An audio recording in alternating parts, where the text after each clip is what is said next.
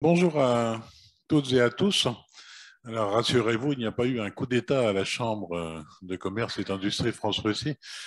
Simplement, Emmanuel, notre président, et Pavel sont en rendez-vous avec des autorités russes. Ils font donc leur travail d'influence et de renseignement auprès des autorités pour le bien de la communauté française des affaires. Nous allons donc aujourd'hui, avec Nicolas, essayer de faire notre mieux pour les remplacer. Et je vais commencer en fait à donner la parole à Igor, exceptionnellement aujourd'hui, qui va nous parler un peu des évolutions diplomatiques. Et puis ensuite, Arnaud nous apportera quelques lumières sur la politique.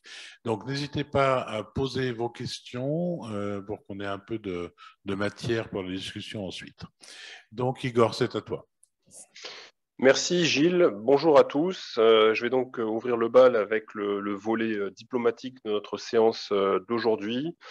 Pas énormément d'informations, je vous préviens d'emblée, mais cela dit, on peut quand même relever les points suivants. Bon, tout d'abord, le président américain Joe Biden qui, hier en fin de journée, s'est déclaré prêt à se rendre à Kiev afin d'apporter son soutien à l'Ukraine. Toutefois, cette information a aujourd'hui fait l'objet d'un rétropédalage par la Maison-Blanche qui a indiqué que rien de tel n'était prévu dans un futur proche et même moyennement proche. Les États-Unis, à qui la Russie a demandé aurait demandé de cesser ses livraisons d'armement à l'Ukraine et mis en garde contre les conséquences imprévisibles pour la sécurité régionale et internationale si de telles livraisons se poursuivaient. C'est une information du Washington Post. Les États-Unis ont décrété ces jours-ci un 7e paquet d'aide militaire pour l'Ukraine d'une valeur de 800 millions de dollars. D'autres pays continuent de porter une assistance militaire à l'Ukraine. On peut citer l'Allemagne qui a décidé d'augmenter de 2 milliards d'euros son budget de défense, dont une bonne partie de cette somme sera transférée à Kiev sous forme d'assistance militaire. Cela dit, il y a d'autres pays comme la Grèce qui ont désormais annoncé vouloir refuser de poursuivre des livraisons de matériel militaire à l'Ukraine. Sur le côté, sur le volet, je dirais, moyen-oriental de la crise, les Turcs qui se posent comme des médiateurs, comme vous le savez, dans cette crise, par la voix de leur ministre des Affaires étrangères, M. Çavuşoğlu, ont réitéré leurs efforts pour parvenir à organiser une rencontre directe entre les présidents russes et ukrainiens. Encore plus loin au Moyen-Orient, les Émirats arabes unis, dont on a un petit peu parlé ces dernières semaines, les Émirats arabes unis ont annoncé l'envoi de 50 tonnes d'aide humanitaire à l'Ukraine, dont des véhicules de secours et quelques ambulances. Voilà ce qu'on pouvait dire. Je vous avais dit, c'est pas très fourni, c'est la fin de semaine, c'est de manière générale représentatif, je pense, de la période. Je te rends la parole, Gilles.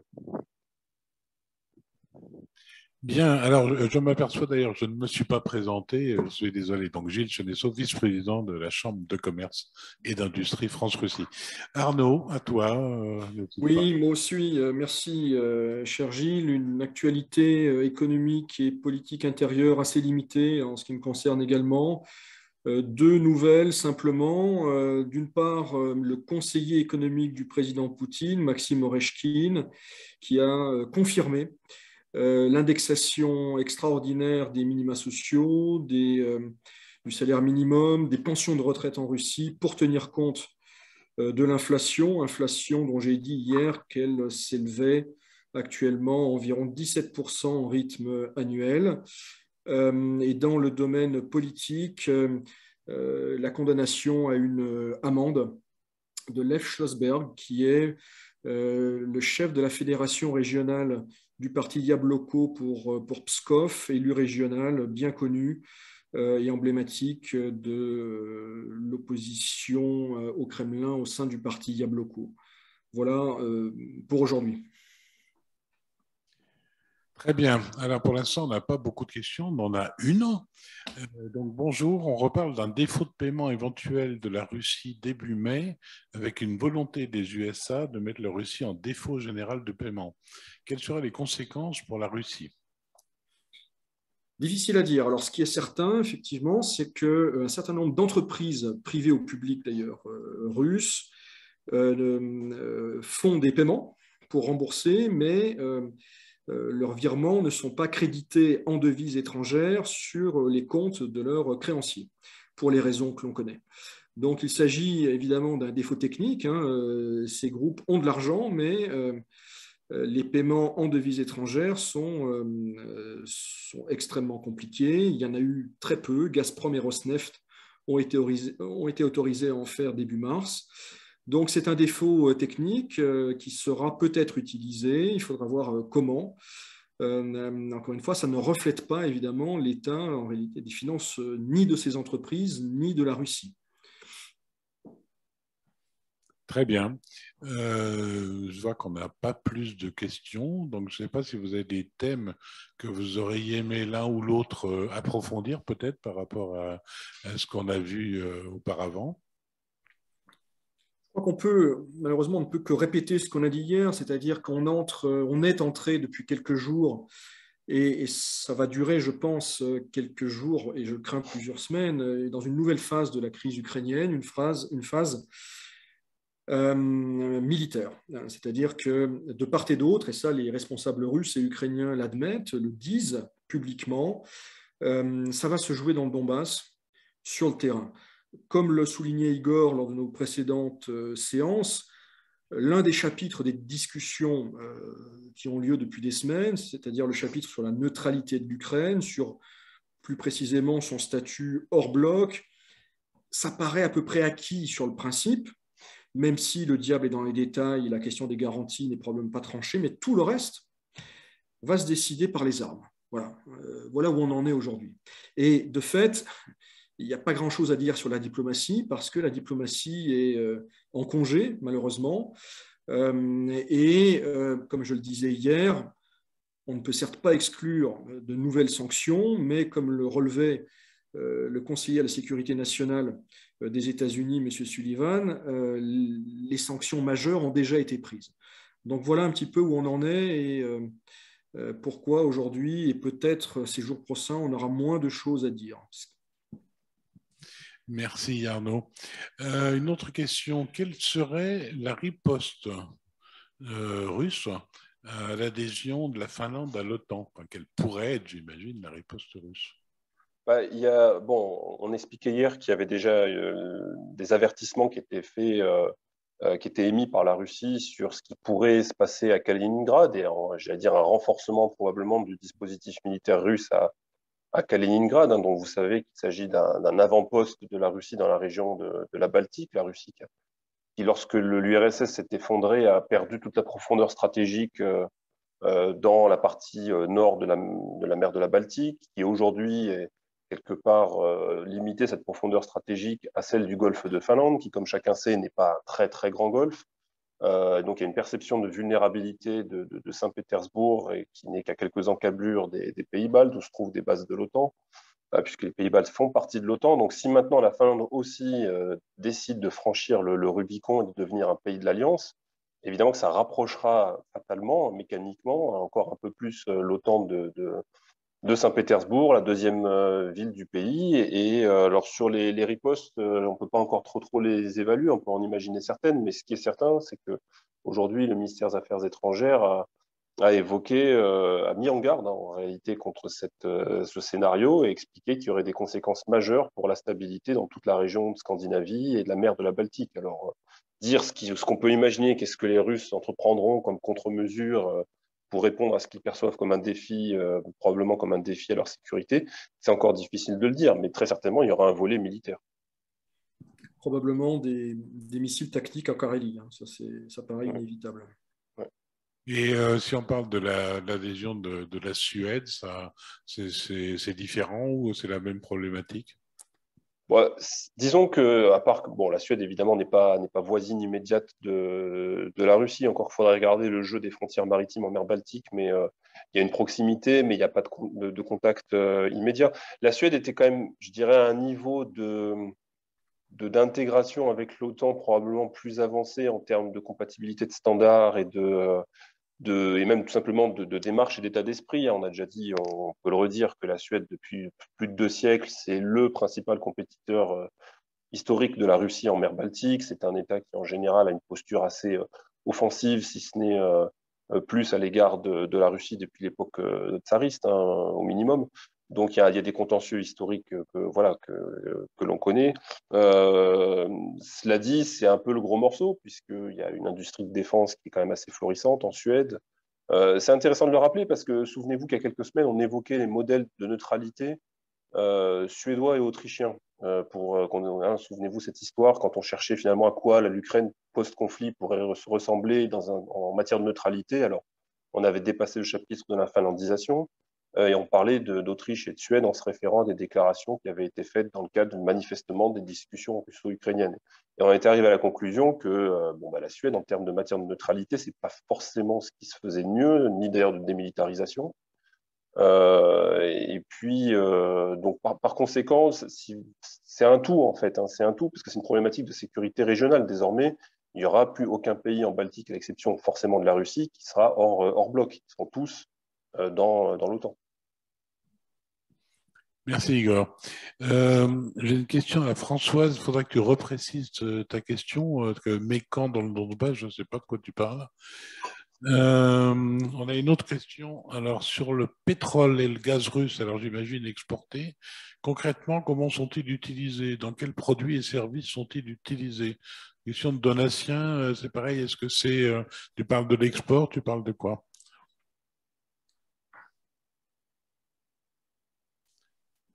En attendant les précisions, avons-nous plus d'informations sur les possibles, entre guillemets, attaques ukrainiennes dans la région de Koursk et Belgorod? Mais c'est une question militaire, mais... Oui, mais bon, on peut, je pense, en parler prudemment. D'abord, il faut rappeler qu'il y a quelques semaines, une base, non pas militaire, mais un stockage pétrolier avait fait l'objet d'une attaque dans la région de Belgorod, si ma mémoire est bonne. Les Russes l'avaient attribué à des hélicoptères ukrainiens. L'Ukraine n'avait ni confirmé ni démenti. Donc ça, c'est factuel. Et hier, avant-hier, la partie russe a déclaré, d'abord, un état d'urgence a été déclaré dans certains districts des régions de Koursk, Belgorod et je crois Voronezh, à vérifier, avec des évacuations partielles en lien avec, je cite, une menace terroriste. Certaines sources russes font état d'une centaine de logements détruits dans le district de Klimovo, région de Belgorod. Et surtout, la partie russe a indiqué que si ce qu'elle attribue à des attaques ukrainiennes devait se poursuivre, elle se réservait le droit de frapper sur Kiev. Voilà ce qu'on peut dire. On en est là aujourd'hui. C'est-à-dire donc le fait que l'Ukraine attaque, entre guillemets, si c'est confirmé, le territoire russe, ça changerait pour les Russes la nature de l'intervention, c'est ça? C'est possible. En tout cas, ça peut... en tout cas, on l'entend à la télévision russe, pour ceux qui ont le temps et le courage de la regarder. Certains prennent des libertés avec, je dirais, les précautions lexicales jusqu'ici en vigueur. Hein, et à la télévision russe, certains estiment qu'on va passer d'une opération spéciale à la guerre. D'accord. Voilà. Okay. Et donc, je pense, alors c'est à la limite du militaire, donc Françoise nous précisait que sa question, c'était, comme tu disais, Arnaud, que tout allait se décider par les armes dans le Donbass, mais je n'ai pas l'impression que ça bouge vraiment. Quand est-ce qu'on va voir quelque chose? Alors ça, je n'en sais rien, mais il va se passer des choses. En tout cas, c'est ce que disent les Russes, les Ukrainiens et les Occidentaux. Ouais, ça a l'air quand même assez imminent. Hein. Oui. Alors, t'es où? Alors, le rouble a été étonnamment stable cette semaine. Que disent les experts sur le cours futur de la monnaie russe? Alors, il y a eu un nouveau palier cette semaine. La semaine dernière, on l'avait dit, il y avait eu un raffermissement du rouble extrêmement spectaculaire. Parfois, deux, 3 jours de suite avec plus 5%. et un cours rouble-dollar ou dollar-rouble 1 pour 70 et 1 pour 80 s'agissant de l'euro.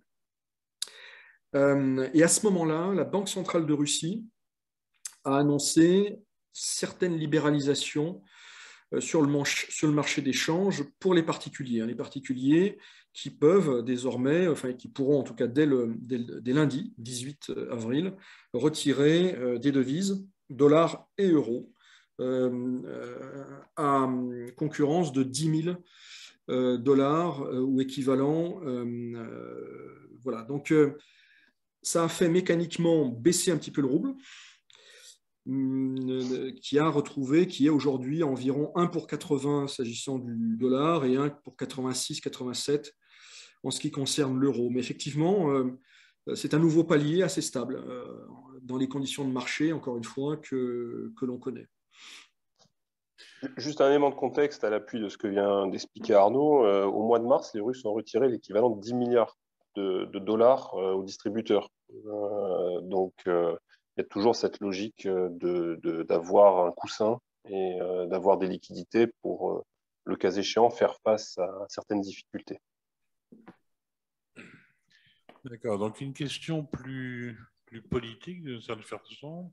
On dit si les ocres nazis sont bien les ennemis, pourquoi les voit-on si peu apparaître dans les médias russes? Peu de visages mis sur ces ennemis tant désignés. Difficile à dire, encore une fois, il faudrait regarder, encore une fois, longuement et quotidiennement les talk shows politiques russes. Je n'ai pas de réponse à cette question. Je ne suis pas certain qu'on en parle peu, en fait. Alors, est-ce qu'on les voit peu? C'est une autre question, mais j'ai quand même l'impression d'un matraquage assez massif dans ce registre lexical, en tout cas jusqu'à présent, en particulier autour de Mariupol. Donc, je ne suis pas certain que ce soit passé sous silence ou qu'on en parle peu, en tout cas. Je pense que sur la télé russe, que moi je regarde en tout cas très peu, je pense que en réalité ils sont évoqués. Ils sont évoqués. Oui. En tout cas, moi, si on parlait de visage et d'organisation, si vous allez sur les réseaux sociaux sans même chercher des réseaux sociaux ultra élaborés, enfin des canaux ultra élaborés, vous les verrez, ces visages. Vous les verrez, ces bataillons et ces organisations qui sont interdites en Russie. Donc, vous aurez des noms, vous aurez des visages, vous aurez des choses assez précises. Après, est-ce que les choses sont étayées, dans quel sens, ça c'est encore une autre. Mais vu que la question portait sur les apparitions, on peut facilement les voir en réalité. Oui, on parle de reddition, on donne des chiffres. Encore une fois, on ne sait pas dans quelle mesure ça correspond à la réalité, mais on en parle, ça c'est sûr. La Russie renforce, alors j'en profite pour saluer Gérard Lutic, donc de Gratef, qui nous pose la question. La Russie renforce ses fonds de réserve pour assurer la stabilité économique. Question, de quelle manière et d'où viendraient ces fonds? Alors, à ma connaissance, je prendrai le soin de vérifier, de recouper cette information pour lundi, mais à ma connaissance, le gouvernement russe a annoncé vouloir cesser de remplir justement le fonds souverain, le fonds de bien-être national, pour tenir compte des dépenses imprévues et des plans de relance à venir. Donc, je ne suis pas certain que la Russie soit dans une optique de renforcer ses réserves. Il va plutôt s'agir de les préserver et de faire face à des dépenses nouvelles. Alors, dans un registre différent, on parle d'un général américain capturé à Mariupol par le FSB. Quid de cette info? Bon, on voit cette information circuler sur des réseaux assez particuliers. Ça paraît très peu crédible, on va dire les choses comme ça. C'est ce qui me semblait également. Alors, est-ce qu'on a d'autres questions? Alors, pourquoi la Russie continue-t-elle à payer les droits de transition du gaz à l'Ukraine? Cela donne des moyens à l'Ukraine alors que ce serait l'intérêt de la Russie de l'affaiblir. Je pense que c'est effectivement, ça peut paraître, on en avait parlé, ça peut paraître contradictoire. Alors il y a deux choses qui peuvent paraître contradictoires, que la Russie continue à payer et que l'Ukraine exige la cessation par exemple, de certains commerces avec la Russie, alors qu'elle-même bénéficie et reçoit des dates de transit en devises. Donc tout ça est surprenant. Je pense que s'agissant de la Russie, il s'agit de montrer que qu'une certaine normalité reste possible. Et qu'il s'agit finalement de se montrer raisonnable et de ne pas couper les ponts, à ce stade en tout cas, dans ce domaine très précis qui est celui du gaz. Mais d'une manière générale, pour l'instant, les Russes ont plutôt fait preuve de retenue sur l'arme du gaz, entre guillemets, que ce soit à l'égard de l'Ukraine, comme Arnaud vient de le dire, mais également à l'égard des autres clients occidentaux ou des clients des pays dits inamicaux. Alors, mis à part le mécanisme de paiement en rouble que nous avons décortiqué la semaine dernière, au final, j'allais dire, la mesure dévastatrice qui serait de couper le robinet et qui ne serait pas sans conséquence pour la Russie non plus, hein, n'a pas du tout été entreprise à ce stade. Et contrairement à certaines analyses qui avaient pu être faites il y a déjà quelques semaines. Donc, à mon avis, en plus, il garde ça sous le pied au cas où les choses commencent à tourner peut-être deviennent plus compliquées.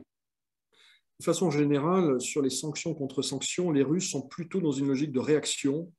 Je vais dire en logique défensive, c'est peut-être exagéré, mais n'en rajoute pas pour l'instant. On se souvient tous de ce que Vladimir Poutine avait décidé début août 2014, les contre-sanctions sur l'agriculture. Pour l'instant, la Russie a été, mis à part la saisie, il faudrait regarder dans les détails, des avions en leasing, ça reste assez limité. Alors certes, peut-être parce que la Russie a peu de leviers, mais je pense que sur le gaz, le titane et d'autres choses, elle fait preuve de retenue pour l'instant. Et ça peut, à tel point que ça fait l'objet de critiques chez certains en Russie, qui estiment que la Russie ne devrait pas retenir ses coûts.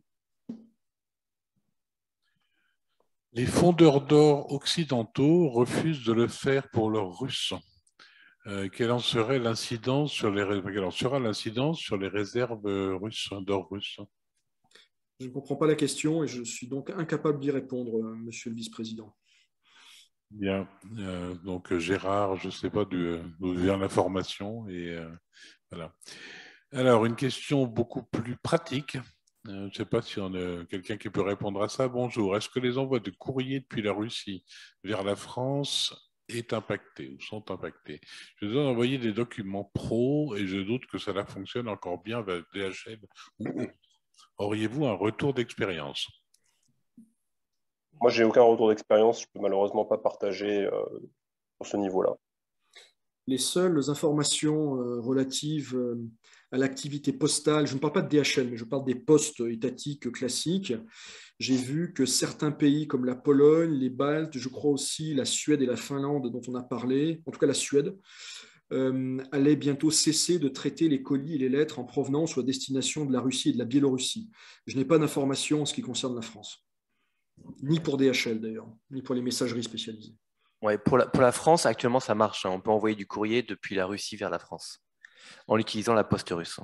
Voilà, et Françoise Rigard nous indique que DHL continue à fonctionner depuis la Russie vers l'étranger. L'inverse n'est pas vrai. On doit avoir des avions un peu vides dans un sens, mais bon, voilà. Et donc, on nous remercie. On n'a pas d'autres questions, hein? Non. Bon, je crois qu'on n'a plus d'autres questions. Donc, alors, merci à nos intervenants, en tout cas, de leurs réponses éclairées, comme toujours. Deux informations, même trois exactement, plus exactement. Lundi, nous aurons notre point actualité, même si c'est férié en France. Ici, ça ne l'est pas, et nous sommes sur le temps russe. La semaine prochaine, il y aura deux moments importants, alors dont un est le jour est connu, l'autre non. Nous allons donc avoir deux invités qui vont l'un nous parler de crypto-monnaie. C'est une demande un peu générale et je pense qu'il pourra nous éclairer un peu sur cette question. Mais ce qui serait important, c'est que vous envoyiez dès maintenant vos questions pour qu'ils puissent donc répondre le plus précisément possible à votre interrogation. Est-ce que c'est vraiment sur le fonctionnement des cryptos? Est-ce que c'est encore plus précisément, peut-on se servir de ça pour transiter de l'argent d'un pays à l'autre? Voilà, il faudrait qu'on ait un peu plus de précision pour répondre le mieux possible à ces questions. Ah, ce sera le mercredi 20, donc on a la date, c'est formidable. Et donc le lendemain, jeudi, on aura un point sur les transports et la douane. Donc c'est pareil, n'hésitez pas à envoyer vos questions dès maintenant, vos témoignages éventuellement, enfin voilà, un peu toutes les informations pour enrichir un peu le contenu et ce sera très bien comme ça. D'autres questions ? Alors, bonjour messieurs. A-t-on des nouvelles pour le transport par camion de marchandises? Ces transporteurs russes et biélorusses ne peuvent plus venir en Europe. Pensez-vous que les transporteurs européens pourront continuer à venir en Russie?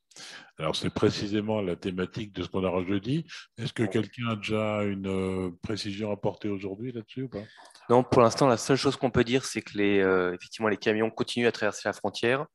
Suivant les marchandises importées, les contrôles de douane sont importants et pointilleux, notamment pour faire sortir les marchandises de l'Union européenne. Donc, certains, effectivement, on en discutait encore hier avec des entreprises.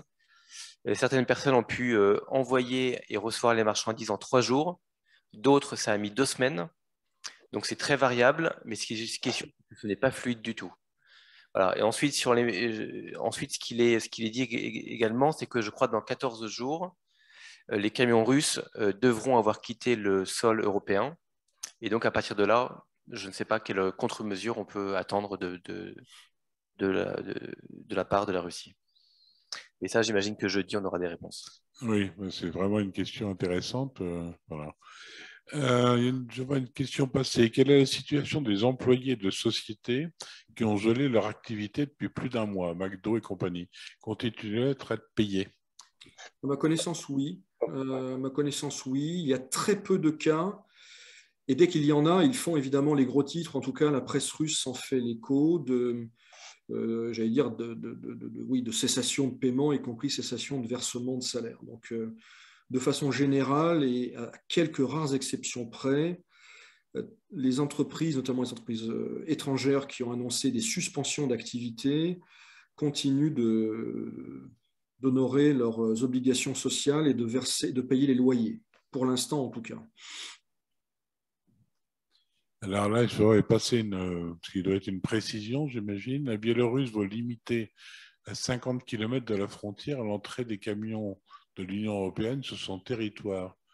Alors, je ne sais pas ce que ça signifie, mais... Ça veut dire que les camions pourront rentrer en Biélorussie et dans un espace de 50 km dans le territoire biélorusse, ils pourront décharger leurs marchandises qui seront alors pris par d'autres camions. Ah oui, ce sera à eux. Je soupçonne, encore une fois, on aura des informations beaucoup plus complètes avec des professionnels jeudi prochain, mais je pense que sur une affaire aussi stratégique, la Biélorussie ne peut pas décider du transit pour la Russie, pour le Kazakhstan, ni pour la Chine. Donc il faudra vraiment regarder de près ce que ça veut dire.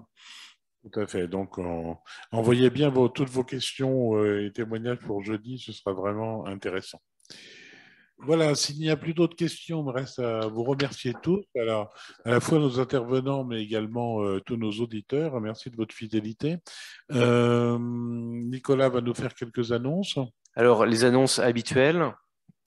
Donc, comme vous le savez, nous avons créé un nouveau canal Telegram qui s'appelle Légal CCIFR et qui traite des actualités légales et juridiques en Russie.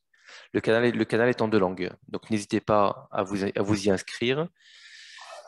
Ensuite, sur le canal, toujours un canal Telegram CCI France-Russie, c'est notre canal principal. C'est là où nous mettons en ligne tous nos événements et notre actualité. N'hésitez pas également à vous y inscrire. Notre hotline est toujours active à l'adresse hotline@ccifr.ru.